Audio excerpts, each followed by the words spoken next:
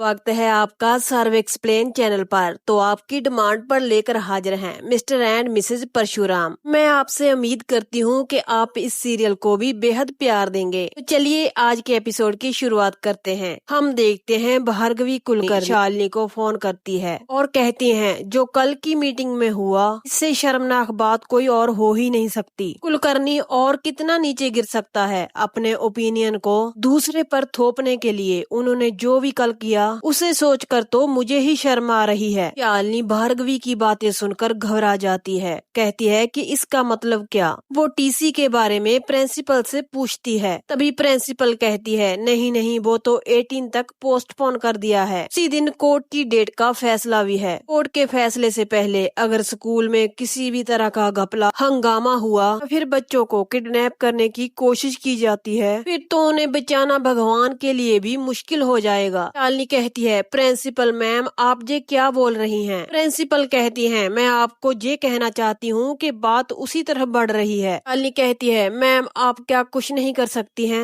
वही प्रिंसिपल कहती है मैंने बहुत कोशिश की है। मुझे भी दुख है कि इतने छोटे छोटे बच्चों को इतने बड़े झगड़े में सीटा जा रहा है। मासूम बच्चों को ऐसे बड़े बड़े झगड़ों में अपराध है घसीटना। मुझे समझ में नहीं आ रहा इतनी छोटी सी बात इसे समझ में क्यों नहीं आ रही। शालिनी कहती है मैम अब क्या होगा। प्रिंसिपल मैम कहती है कोई ना कोई तो हमला जरूर होगा। ये सुनकर शालिनी के तो होश उड़ जाते हैं। प्रिंसिपल शालिनी को कहती हैं फिर भी आप चिंता मत कीजिए, मैंने लोकल पुलिस स्टेशन में एक लेटर लिखकर दे दी है और उन्हें इन्फॉर्म भी कर दिया है। अगर स्कूल में अचानक से कुछ भी होता है तो वो लोग अलर्ट रहें। अभी प्रिंसिपल मैम कहती हैं शालिनी जी एक बात कहूँ। शालिनी फटाफट से कहती है हाँ बोलिए। प्रिंसिपल मैम कहती हैं अगर बच्चों की खातर कबीर को माफ कर दिया जाए। शालिनी थोड़ा सोचने के बाद कहती है ये क्या प्रिंसिपल मैम कह रही है या फिर मिसेज भार्गवी कुलकर्णी। मगर भार्गवी कुलकर्णी कहती है नहीं ऑफकोर्स एक प्रिंसिपल ही कह रही है। वीर कुलकर्णी की माँ की हैसियत से कहती तो कल की मीटिंग अटेंड नहीं करती। शालिनी कहती है I am very sorry. Principal कहती है मेरी बात को समझिए, कोई ना कोई तो हमला जरूर होगा और करण कुलकर्णी जैसे इंसान के लिए हमले करवाना कोई बड़ी बात नहीं है। ये कहकर भार्गवी कुलकर्णी कहती हैं मैं फोन रखती हूँ। शालिनी जोर जोर से चिल्लाती रह जाती है, कहती है मैम मेरी बात तो सुनिए। तभी शिव प्रसाद सोचता है, वो कहता है मैंने तुम्हें पता नहीं चलने दिया है शालिनी। अभी वो सोचने लग जाता है जो भी कुछ उस दिन हुआ। शालिनी उसे कहती है कि तुम क्या सोच रहे हो। शिव प्रसाद कहता है कि कुछ नहीं। तभी चिंटू कहता है मैं बिल्कुल भी नहीं डरा क्योंकि मैं एक ऐसे इंसान को जानता हूँ जो सुपर हीरो है, कोई महान आदमी है। शालिनी कहती है तुम किसकी बात कर रहे हो। वे चिंटू परशुराम का नाम लेता है। वो स्कूल में कोई भी हंगामा नहीं होने देगा, कोई भी झगड़ा नहीं होने देगा क्योंकि परशुराम के पास एक रियल गन है, मैं जानता हूँ। इसीलिए परशुराम के रहते हुए मुझे कोई भी फिक्र करने की जरूरत नहीं है ना पा।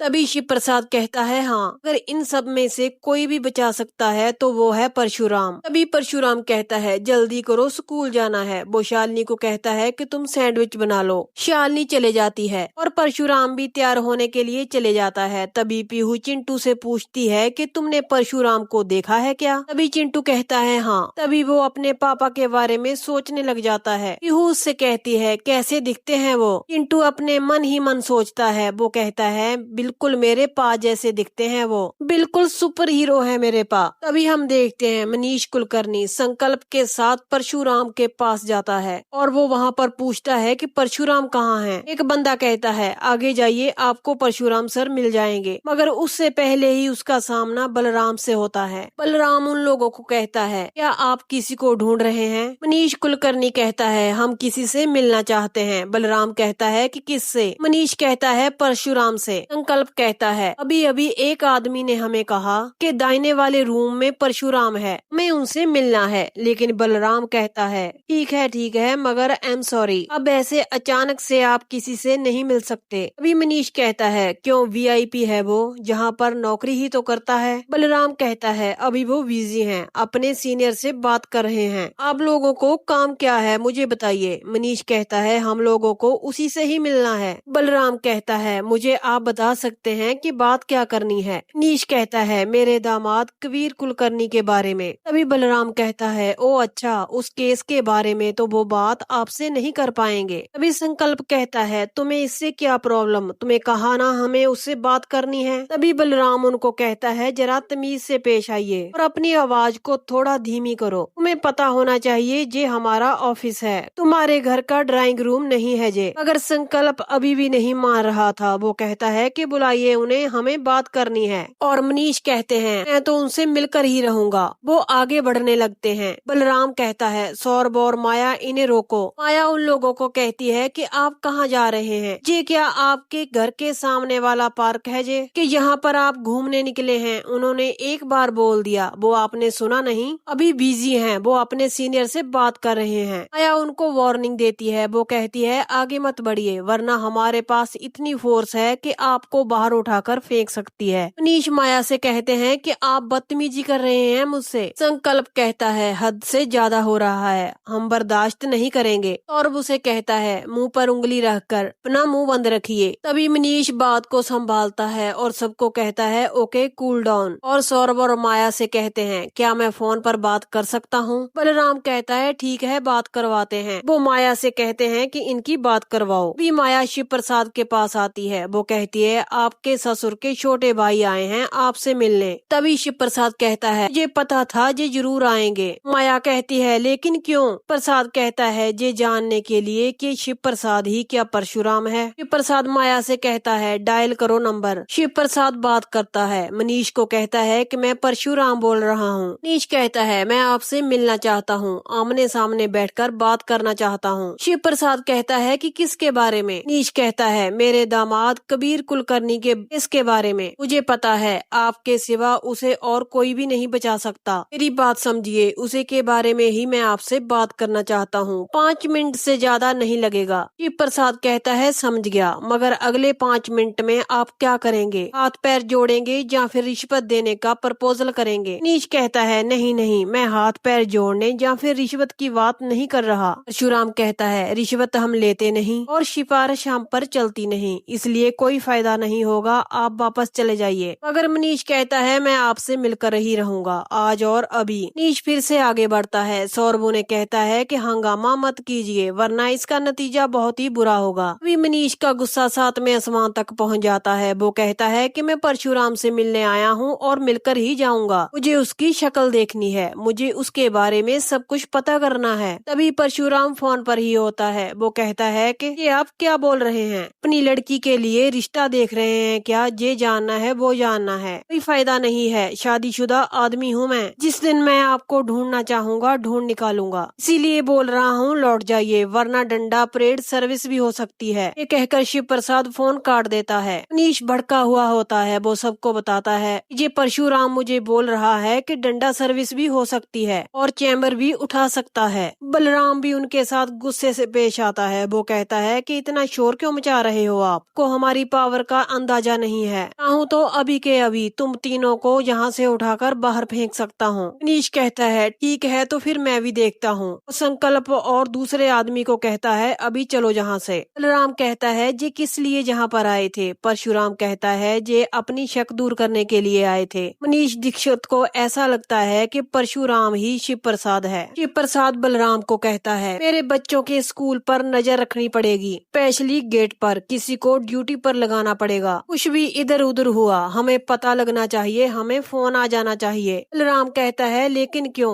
शिव प्रसाद कहता है मुझे लगता है कि स्कूल के गेट पर फिर से हमला होने वाला है, अभी हम देखते हैं। शालिनी की माँ उसे कहती है तू चिंता मत कर बेटा, तेरी माँ तेरे साथ है, किसी भी हाल में उन्हें टीसी नहीं दिया जाएगा। शालिनी कहती है लेकिन माँ मुझे बहुत टेंशन हो रही है, स्कूल के सामने हमला हो सकता है। ये बात प्रिंसिपल मैम ने हमें खुद कन्फर्म किया है और मुझे पता है कर्ण कुलकर्णी ऐसा जरूर करेगा जिससे मेरे बच्चे स्कूल में पढ़ने ना जा पाए। शालिनी की माँ फिर से कहती है तू चिंता मत कर, कुछ नहीं होगा। अभी मनीष दीक्षित वहाँ पर आ जाता है। वो अपनी भाभी को कहता है कि ये क्या बोल रही हो, तुम्हारी औकात क्या है? शालिनी की माँ मनीष से कहती है तुम जरा तमीज से बात करो, ये मत भूलो कि मैं तुम्हारे बड़े भाई की पत्नी हूँ। अगर मनीष कहता है जैसे बात कर रहा हूँ बहुत सही कर रहा हूँ। मनीष उनसे फोन छीन लेता है और शालिनी से कहता है जो हो रहा है वो बहुत सही हो रहा है तुम्हारे साथ। मैं तुम लोगों को लाख समझाकर थक गया हूँ लेकिन तुम लोग हो के समझते नहीं हो। हमारी किस्मत ने तुम्हारे साथ बर्बादी लिख दी है। जब तुम बैठकर रोओगे तब तुम्हें याद याद आएगा कि काका ने कुछ कहा था, और तुम लोग नहीं रिश्तेदारी निभा रहे हो तो मैं भी कोई तुम्हारा रिश्तेदार नहीं हूँ। ये कहकर मनीष फोन काट देते हैं। शालिनी बेहद परेशान हो जाती है। परशुराम उसके लिए चाय बना कर लाता है और शालिनी से कहता है, मैंने सोचा मैं अपनी प्यारी पत्नी के साथ बैठकर चाय पी लूं। भी शालिनी कहती है, तुम जानना नहीं चाहोगे तुम्हारे काका ससुर ने क्या कहा है। भी शिव प्रसाद कहता है, मुझे अंदाजा है उन्होंने क्या बोला होगा और तुम इन बातों को लेकर चिंता क्यों कर रही हो। तो वहाँ पर हम देखते हैं नंदिनी आती है। संकल्प मनीष दीक्षित और सबको कहती है, मुझे पता था तुम्हारे 2 नंबर के बिजनेस के बारे में। संकल्प उल्टा उस पर ही दोष लगाता है। वो कहता है, तुम्हें नहीं दिखता सिचुएशन कैसी हो गई है, ये सब तुम्हारी वजह से ही हुआ है। अगर तुम ये केस कोर्ट तक नहीं लेकर जाती तो हमें आज ये दिन नहीं देखना पड़ता। तभी नंदिनी कहती है, ये केस कोर्ट में ले जाकर मैंने बहुत अच्छा किया मनीष दीक्षित। वो कहती है, वैसे ही मेरी माँ मेरे लिए बहुत इम्पोर्टेंट है, वो इस घर को संभालती है। इस घर में भले ही वो फिट नहीं होती फिर भी वो सबका ध्यान रखती है, आप सबकी सेवा करती है। तभी मनीष दीक्षित अपने गुस्से पर कंट्रोल नहीं कर पाते। वो नंदिनी पर हाथ उठाते हैं। नंदिनी उनको कहती है, मुझ पर हाथ उठाने की कोशिश भी मत करना। अगली बार अपने घमंड की वजह से मुझ पर हाथ उठाने की कोशिश भी की तो मैं ये भूल जाऊंगी मैं आपकी भतीजी हूँ और आप मेरे काका। नंदिनी अपनी माँ से कहती है, इनका बिहेवियर देखकर लगता है ये बहुत बड़ा नुकसान करने वाले हैं। क्या पता इनका शायद उन बच्चों को फिर से किडनैप करवा दें, शायद उनका मर्डर तक करवा दें। ये सुनकर शालिनी की माँ के तो होश ही उड़ जाते हैं। तो यहीं पर इस एपिसोड का एंड भी हो जाता है। ये एपिसोड बहुत ही मजेदार है। इसकी फुल अपडेट देखने के लिए आप हमारे चैनल सर्व एक्सप्लेन को जरूर सब्सक्राइब कर लें ताकि डेली नोटिफिकेशन आपको मिलता रहे। नेक्स्ट एपिसोड की अपडेट के साथ कल मिलते हैं।